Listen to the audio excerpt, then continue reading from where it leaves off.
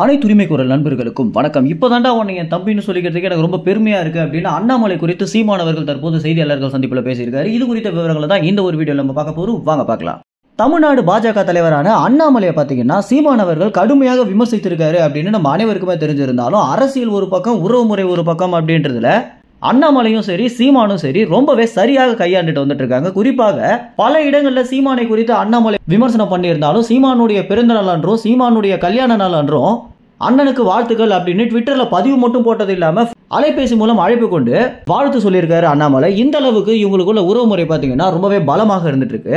திமுக கட்சி குறித்து கூட பல விமர்சனங்களை சீமான் பண்ணியிருந்தாலும் உறவுமுறை வேற, அரசியல் வேற அப்படின்றத நாங்க ரொம்ப தெளிவாக புரிஞ்சுக்கணும். எங்களுடைய தொண்டர்களாக இருக்கக்கூடிய தம்பி தங்கைகளும் இதை புரிஞ்சுக்கணும் அப்படின்னு சீமான் அவர்கள் பாத்தீங்கன்னா பல இடங்களில் வலியுறுத்தி இருக்காரு.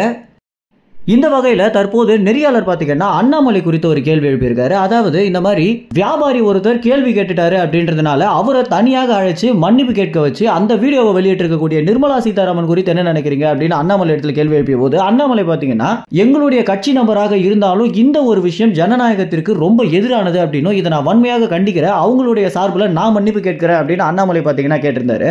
இது குறித்து நீங்க என்ன நினைக்கிறீங்க அப்படின்னு சீமான இடத்துல நெறியாளர் கேட்டபோது தப்பை ஏத்துக்கிறதுக்கே ஒரு குணம் வேண்டும் அப்படின்னும் அதுவும் அவங்களுடைய கட்சிக்குள்ள இருக்கக்கூடிய நபர் செய்த ஒரு காரணத்தை சுட்டி காட்டி தவறுன்னு சொன்னது மட்டும் இல்லாம அவங்களுக்காக மன்னிப்பு கேட்ட அண்ணாமலையை நினைச்சு ரொம்பவே பெருமையாக இருக்கு அப்படின்னும் இந்த ஒரு விஷயத்திற்கு பிறகு கூட நிர்மலா சீதாராமன் இடத்துல இந்த மாதிரி விஷயங்களை பண்ணாதீங்க அப்படின்னு அண்ணாமலை வலியுறுத்தி இருக்காரு அப்படின்றது எனக்கு தெரிய வந்துச்சு.